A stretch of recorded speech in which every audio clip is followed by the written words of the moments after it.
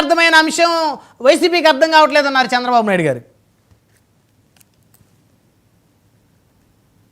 Sir ఒకటి కాలం కాని కాలంలో కూడా ఇవాళ రేపు మనకి మీరు ఇందాక చాలా పెద్ద లిస్ట్ చదివారు.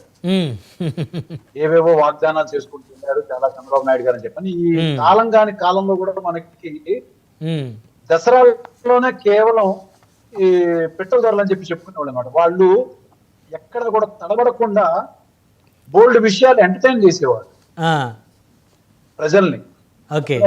కానీ దసరా కాని సమయంలో కూడా మనకి ఇవాళ ఈ మహానాడు వేదికగా చంద్రబాబు నాయుడు గారి వాగ్దానాలు అన్ని కూడా ఎలా ఉన్నాయంటే కేవలం చేసినా చేయకపోయినా స్క్రిప్ట్ వీళ్ళందరికీ కూడా ఒకటే టైప్ అండి. కూటమి నాయకులందరికీ కూడా ఒకటే స్టైల్ ఏంటంటే స్క్రిప్ట్ ఎవరో రాసిస్తారు, వాటిని టకటక యాసలు ప్రాసలు ప్రకారంగా మాట్లాడేసి వెళ్ళిపోతారు. కానీ వాగ్దానాలు ఎప్పుడైనా కూడా amendment is easy but it is very difficult to implement అనేటువంటి ఒక స్టేట్మెంట్ ఎంత కష్టమో ఎంత కరెక్ట్ అనేది వీళ్ళ యొక్క విషయంలో చాలా స్పష్టంగా తెలుస్తుంది. ఎందుకంటే ఎన్నికలు గెలిచాము అంటున్నారు. బాగుంది, ఎన్నికలు ఏ విధంగా గెలిచారు? మీరు నిజం చెప్పి గెలిచారా? ప్రతి ఒక్క కూటమిలో ఉన్నటువంటి ప్రతి ఒక్కళ్ళని నేను గుండె మీద చేసుకుని అడుగుతున్నాను. మీరు గుండె మీద చేసుకుని నిబద్ధతతో ధైర్యంగా మీ యొక్క సెల్ఫ్ రెస్పెక్ట్ అనేది ఉంటే చెప్పండి. మేము ఈ మాట చెప్పి మేము గెలిచాము. అసలు మీరులో గన మీలో చిత్తశుద్ధి ఉంటే నిజంగా మీరు గన ఇంతకు ముందు మీకున్నట్టు అనుభవాలు 40 years నుంచి ఒకళ్ళేమో అసలు నిస్వార్థ నాయకుడు అని ఒకళ్ళు, ఇంకా ప్రధాని గారు ఉన్నారు, తప్పేం లేదు. ఆయన చేయాల్సినటువంటి ఆయన ఫేమ్ మీదే దాదాపుగా భారతీయ జనతా పార్టీ దేశం మొత్తం కూడా నడుస్తుంది. మరి మీరు కరెక్ట్ గా 2019లో గన మీరు సరిగ్గా గన 2014 నుంచి 19 వరకు గన మీరు సరైన రాజకీయం చేసుకుంటే మీ యొక్క 40 ఏళ్ల చరిత్ర తగ్గట్టుగా మీరు ఒక గొప్ప నాయకుడు అయితే నిజంగా గన ఎన్టీ రామారావు గారు ఏదైతే ఒక ఆశయాల కోసం పెట్టిన పార్టీని అదే పంతంలో మీరు సక్రమమైన మార్గంలో గన తీసుకున్నారా మీ చేతుల్లోకి? ఏది చూసినా కూడా అక్రమమైన మార్గమే మీరు అనుసరించారు.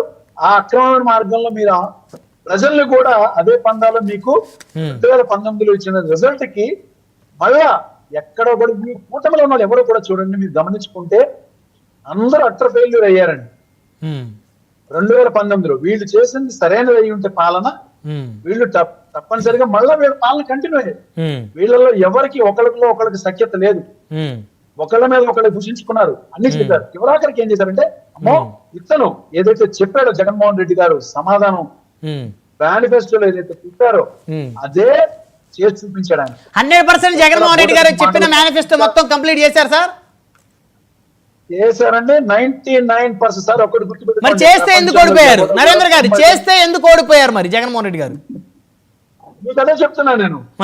ఎప్పుడైనా కూడా ఇప్పుడు నేను వాగ్దానం చేస్తానండి, రాజకీయంలోకి ప్రచారంలోకి వచ్చినప్పుడు నేను 100 వాగ్దానాలు చేస్తాను. ఆ వాగ్దానాలు నిలబెట్టుకున్నాను.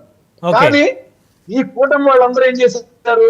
అయ్యా మమ్మల్ని నమ్మకపోయినా పర్వాలేదు, మేమందరం కూడా సరైన వాళ్ళం కాకపోయినా పైన మోడీ గారు ఉన్నారు, ఆయన చాలా పక్కగా పగడ్బందీగా ఏదైనా అన్నది చేస్తారు, మేము ఆయన మళ్ళా తిరిగి కాళ్ళు పట్టుకున్నాము, మాతో జత కలవండి, లేదంటే మా యొక్క జీవితాలు పూర్తిగా శూన్యం అయిపోతాయి, ఇంకా మా బ్రతుకు తెరువు లేదు అని వెళ్ళి ఎవరినైతే తిట్టారో అతి చండాలంగా దూషించారు.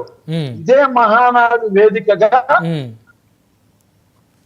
ప్రధానమంత్రి మోడీ గారిని కనీసం ఆయన వయసుకి గాని ఆయన పదవికి గాని గౌరవమైనటువంటి ఇదే చంద్రబాబు నాయుడు గారు గాని ఇదే బాలకృష్ణ గారు గారు గాని ఎవరైనా కానీ తిరిగి ఎందుకు మరి వాళ్ళ కాళ్ళు పట్టుకుని తిరిగి తెచ్చుకొని బతుకుని ఆయన ఫేమ్ మీద గెలిచారు తప్పించి ఎవరు కూడా ఒంటరిగా పోటీ చేసి గెలిచే ధైర్యం లేదు వీళ్ళకి.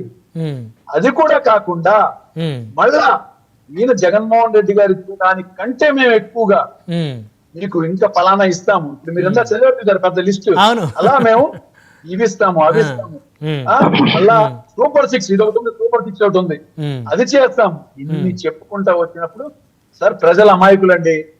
ఒక చోట నుంచి ఇంకొక చోటకి ఇంకొక పార్టీకి ఓటేసేటప్పుడు ఇంకేదైనా మంచి జరుగుతుంది అన్నప్పుడు ఉమ్, సహజంగా స్పందిస్తారు, ఉమ్, ఆ పార్టీ కోటేస్తారు, దానిలో ఏం తప్పలేదు. కానీ మీరు అంత కరెక్ట్ గా పాలన చేసిన వాళ్ళు అయితే 2014 నుంచి ఉమ్, 19 వరకు మీరు సరిగ్గా చేసిన వాళ్ళు అయితే ఉమ్, మీరు ఉమ్, ఎందుకు ఓడిపోయారని చెప్పని నేను ఈ కూటమి వాళ్ళందరినీ కూడా అడుగుతున్నానండి. ఉమ్, ఓడిపోయారు కాబట్టి, వీళ్ళకంటూ ఎవరికి ఏ పార్టీకి కూడా ఒక ఇండివిజువాలిటీ లేదు కాబట్టి, ఉమ్. ప్రజల్లో అనుకున్నంత బలం లేదు కాబట్టే ఓకే. వెళ్ళి మళ్ళా తిట్టిన వ్యక్తిని సో ఇప్పుడు సరే వాళ్ళు ఎలా గెలిచారు ఓడిపోయారు పక్కన పెట్టి, నరేంద్ర గారు పాపం. 3 రోజుల పాటు ఉమ్మడి కడప జిల్లా వేదికగా జరిగిన మహానాడు మరి గ్రాండ్ సక్సెస్ అయిందని మీరు భావిస్తున్నారా లేదా? ఏంటి కడపలో పెడితే అక్కడ మీటింగ్ జరిగినంత మాత్రానే ఏదో మేము సాధించేసామని అనుకునేది ఏముందండి. ఇప్పుడు